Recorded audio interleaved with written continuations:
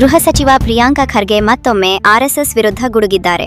ಸಂಘವು ತನ್ನ ಸಂಘಟನೆ ನೋಂದಣಿ ಮಾಡಿಸಿಕೊಳ್ಳಲು ಎಲ್ಲ ದಾಖಲೆಗಳನ್ನು ಸಿದ್ಧ ಮಾಡಿಕೊಳ್ಳಲಿ ಎಂದು ಗುಡುಗಿದ್ದಾರೆ.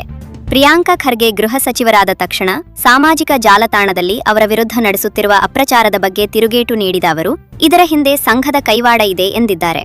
ಈಗಾಗಲೇ ಸಾಮಾಜಿಕ ಜಾಲತಾಣದಲ್ಲಿ ಸಚಿವರ ಜಾತಿ ಹಾಗೂ ಜೀವ ಬೆದರಿಕೆ ಹಾಕಿದವನ ವಿರುದ್ಧ ದೂರು ಕೂಡ ದಾಖಲಾಗಿದ್ದು, ಮುಂದಿನ ದಿನಗಳಲ್ಲಿ ಇದು ಯಾವ ರೀತಿಯ ತಿರುವ ಕಾಣುತ್ತದೆ ಎಂಬುದನ್ನು ಕಾದು ನೋಡಬೇಕಿದೆ.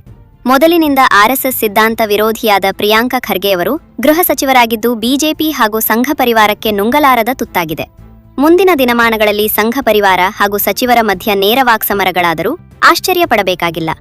News desk, TV10 Bengaluru. ಕ್ಷಣ ಕ್ಷಣದ ಸುದ್ದಿಗಾಗಿ ನೋಡ್ತಾ ಇರಿ TV10 ಕನ್ನಡ ನ್ಯೂಸ್.